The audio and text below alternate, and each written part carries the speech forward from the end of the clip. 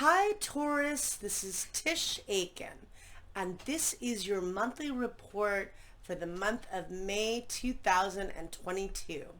It is your birthday season, so I wish you a very happy birthday. And there is so much going on. At the very end of April, Pluto, which is the planet of death and regeneration, stationed retrograde at 28 degrees and 36 minutes of the cardinal earth sign of Capricorn. And we feel that energy 5 days before and 5 days after. And for you, that occurred in your house of hope and manifesting and higher learning and publicity. And perhaps there's changes in how you're trying to manifest hope in a challenging time. Maybe there has been some major changes around you because it is a big deal energetically. And especially because there was a partial solar eclipse that occurred in your sign on April 30th at 12 degrees and 28 minutes of Taurus. And this solar eclipse, it was a partial solar eclipse, so therefore the Earth, Sun, and the Moon are not completely aligned. The Moon partially covers the Sun, and the Sun and the Moon meet up and form a new moon. And it is like a new moon on steroids, but it's not as intense as a total solar eclipse. Nonetheless, eclipses garner a lot of action and activity and definitely bring in major life changes and revelations. And when it's in your own sign, you can expect a lot to happen. It could be change overnight, major beginnings, major endings, a heightened sense of activity. It can raise your anxiety. Eclipses are meant to wake us up and shake us up. And the other thing is that Uranus, the great awakener of the zodiac, has been transiting in your sign on and off since May 15th of 2018. And Uranus has been transiting at approximately 10 degrees and 28 minutes around that degree the last year and a half. So this eclipse is setting off where Uranus has been, where a lot of change and chaos and awakening has been experienced, but this brings it to a whole other level. And you can expect that it's a very, very busy time, and you are in the hot seat in terms of a lot of eventful things happening in your life. And eclipses are like wild cards. You know it's going to bring a lot in a very short period of time, but you don't know exactly how it's going to transpire. And as we begin the month, there are, we are in Taurus season, and the sun and the north node and the moon are transiting in your sign. There is still a bunch of planets, there are a bunch of planets transiting in the mutable water sign of Pisces.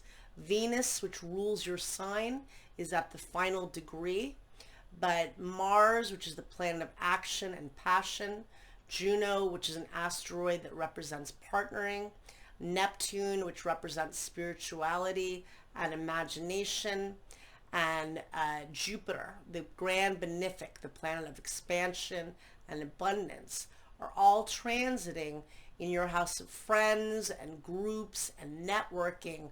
And this is an excellent opportunity for you to expand your social circle, to network professionally if you're trying to build your business with social media, and just good for building community and connection in a very disconnected time. So we begin the month, and on May 2nd, Venus, which rules your sign, enters the Cardinal Fire sign of Aries at 12:10 p.m. Eastern Daylight Time, and it will be there until May 28th. And it's transiting in your house of dreams, imagination, and spirituality. And this is a good opportunity for you to be creative and to dive into your dreams. And then on May 3rd, Jupiter, which is the Grand Benefic, forms a helpful aspect to Pluto, the planet of transformation, and that occurs at 6:33 p.m. Eastern Daylight Time. And that's really good energy for accomplishing things, getting things done. For you, it could be good for networking with friends, getting things done. It's good for financial partnerships and good for empowerment. On May 4th, Mars, which is the planet of action, forms a helpful aspect to Uranus, which is transiting in your sign, and that occurs at 11:47 a.m. Eastern Daylight Time. That's a very inventive and innovative energy and helps you to get things done in a very ingenious way, hopefully, and in a constructive way. It's a flow of energy, so that's a good thing. On May 5th, that could be a little more disruptive because the sun meets up with Uranus in your sign at 3:22 a.m. Eastern Daylight Time. Now, Uranus is the planet of the unexpected. Whatever you think it is, it'll be something else, but it likely will be a day of a lot of activity and could be some big revelations. We're in eclipse season, which in itself brings revelations and a lot of insight, and could just be a bit chaotic. Could be very inventive and innovative because Uranus is the planet of ingenuity as well. On May 6th, Mercury, which is the planet of communication, forms a helpful aspect to Venus. And this is a very good energy for socializing, for you, it could bring financial opportunities. Mercury is transiting in Gemini, in your house of income and how you earn money. It will retrograde on the 10th, and then it will re-enter your sign later in the month. But this Mercury-Venus energy is good for creative thinking, it's good for romance, and it's good for financial opportunities for you. On May 7th, the sun forms a helpful aspect to Mars, and that occurs at 5:48 a.m. Eastern Daylight Time. And that's a very positive energy for feeling invigorated and passionate and confident. So that's a nice flow of energy. On May 10th, Mercury retrogrades at 7:47 a.m. Eastern Daylight Time at 4 degrees and 50 minutes of the mutable air sign of Gemini. And it's retrograding in your house of finances, resources, and your value system. And it's an opportunity to reassess and reevaluate how you're earning income, how you're working with your money, how you can be more creative, and rethinking your values as well. And let's see, on that same day, on May 10th, Jupiter, which is the luckiest planet, exits the sign of Pisces, where it's been transiting since December 28th, in your house of friends and groups and networking. It's been a very social opportunity with Jupiter up there. And it enters the Cardinal Fire sign of Aries at 7:22 p.m. Eastern Daylight Time, where it will transit until October 28th. And then it re-enters Pisces until December 20th, when it returns to the sign of Aries. Jupiter loves being in Pisces. It's exalted. Well, it rules Pisces in ancient astrology, but having it in Aries brings a cardinal energy that catalyzes things and launches things and gets things going. And for you, it's transiting in the house of dreams and imagination. It's transiting in the house it rules. So this could be very good manifesting energy for you for actualizing your dreams and finding the courage within to take steps to do something about them. So this is nice energy as well, and a big shift of energy. And then on, let's see, on May 15th, a lot's going on. Venus meets up with Chiron, the wounded healer, at 8:13 a.m. Eastern Daylight Time in your house of spirituality and dreams. That's a good opportunity to look at areas of your life that you want to heal with love. The sun squares Saturn at 2:49 p.m. Eastern Daylight Time, and that can feel held back and restricted because Saturn is the planet of restrictions. But then the sun forms a helpful aspect to Neptune, the planet of dreams and imagination, and that could be good for you for working with friends or groups to connect. And then you add to that fact that, and that, let's see, that Sun and Neptune work together at 3:15 p.m. Eastern Daylight Time. And then there is a total lunar eclipse that takes place at 9:14 p.m. Pacific Daylight Time, and on May 16th at 12:14 a.m. Eastern Daylight Time, at 25 degrees and 18 minutes of the fixed water sign of Scorpio. And that's your opposite sign, and it falls in your house of partnerships and relationships. And that's very intense. A total lunar eclipse. The sun, earth, and the moon are fully, they're exactly aligned, and they form a straight line, and the earth comes between the sun and the moon and completely blocks the moon. So it brings light to matters, and we see things in a whole other way, a whole other yeah, it can bring things to light and make us see things. Eclipses can uncover hidden information or things that we haven't known about and just bring it to light. They can make us see things in a way that we never have before. And in Scorpio, in your house of partnerships and relationships, this could definitely bring breakups. It's like a full moon on steroids. It also could bring a relationship to a whole other level. Maybe you've been dating for a while and you get engaged. Maybe you've been working with somebody and you decide to start a business together. This can bring relationships to a whole other level, but you know that for you, this eclipse season is very significant because the nodes of fate are transiting in Taurus and in Scorpio. And that solar eclipse on April 30th fell in your house of self and new beginnings. And now the lunar eclipse, the release and letting go and culmination, occurs in your house of relationships. And in Scorpio, it's about facing darkness that's keeping you from healing. It's about honoring loss, which at this point everybody I know has experienced in this very sad time. It's also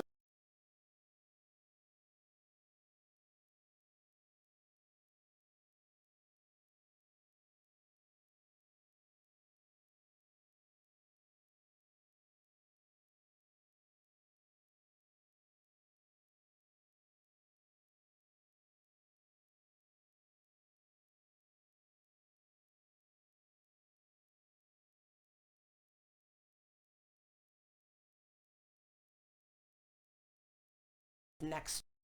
So this is a big time for you to evaluate what you want to release in your life in order to bring in healthy partnerships. Are there blocks psychologically? Scorpio is a very psychological sign. So that is a big deal. And it's definitely going to be May 15th, May 16th, a lot happening. On May 18th, Mars and Neptune meet up in the sky at 2:33 p.m. Eastern Daylight Time in your house of friends and groups, and that could be challenging with friends. Maybe there's a little bit of confusion or hurt feelings potentially. It's a good time for doing spiritual practice with other people, meditation, yoga, manifesting together. That would be a good use of the energy. On May 19th, there's some really nice aspects. the sun forms what's known as a trine. That's a 120-degree angle, a flow of energy to Pluto, the planet of transformation. And that occurs at 8:11 a.m. Eastern Daylight Time. And that's really nice energy for feeling empowered and for just feeling good about things and confident. And then Mercury and Jupiter form a helpful aspect at 6:33 p.m. Eastern Daylight Time, and that's good for good positive thinking and feeling optimistic. And no, that's yeah. There's a good aspect. I'm losing sight of which one, but it's good energy definitely on the 19th. On the 20th, let's see, on the 20th, yeah, Mercury and Jupiter. And on the 20th, the sun enters the mutable air sign, of Gemini at 6:23 p.m. Eastern Daylight Time. And it will be there until June 21st, transiting in your house of money and income and what you value. Now on May 22nd, there's some good aspects. Mars and Pluto are forming a very harmonious aspect together, and that's good for finding power to really get things done and feeling very confident and getting a lot of work accomplished. And they form a good aspect at 6:15 p.m. Eastern Daylight Time. And then Mercury, the planet of communication, re-enters your sign, the fixed earth sign of Taurus, at 9:15 p.m. Eastern Daylight Time. Mercury will station direct on June 3rd at 25 degrees of Taurus, and then it will re-enter Gemini on June 14th. Therefore, it's integrating in two signs and in two areas of your chart: your house of money and income, and also your house of self and health and your immediate environment, reevaluating your finances, your income, but also your overall life direction and what you want to tweak in your life, what you want to maybe return to, what you want to go back to doing, and maybe you want to improve certain things. It's a great time to reassess how you can improve things and reevaluate. And often you can hear from somebody from the past, or maybe you return to projects when this happens. So this is, an interesting energy, but with the Mars-Pluto energy, it's a good opportunity for you to dive within, since there's so much change going on in your life with Uranus and the eclipses transiting in your sign. So that's a big deal. And then on May 23rd, the sun forms a helpful aspect to Jupiter, the luckiest planet, at 3:54 p.m. Eastern Daylight Time. And that's a really nice energy for feeling optimistic and feeling hopeful. And later that day, Mercury forms a good aspect to Mars, and that occurs at 11:27 p.m. Eastern Daylight Time. Good for feeling very energized to do a lot of work, if you have to do research, but it's a flow of energy. It's not combative. And then on May 24th, Venus, which rules your sign, the planet of love and money and partnerships, forms a helpful aspect to Saturn, the planet of responsibility and commitment. And this occurs at 7:00 a.m. Eastern Daylight Time. And that could be beneficial for you for professional matters, because Saturn is transiting in your house of career. You are in a major career cycle in the new age of Aquarius. And if there's some things in your life or areas that you feel you have not been able to achieve thus far, we still have almost a year of Saturn in Aquarius, maybe a little less, till, well, yeah, almost, until March 7th of next year. So you still have quite a while to work with Saturn to really structure what you want your life to be, what you want your career to be. And on, let's see, on May 24th, Mars, the planet of action and passion, enters the Cardinal Fire sign of Aries at 7:17 p.m. Eastern Daylight Time, and it will transit there until July 5th in your house of dreams and imagination. Excellent time for doing yoga, for doing spiritual practice. Maybe you're listening to music more to alleviate anxiety, but this is good for really trying to find ways to relax. Even though it's a Mars cycle, it's in the house of rest and renewal and dreams, and also it's such a spiritual sector of the chart.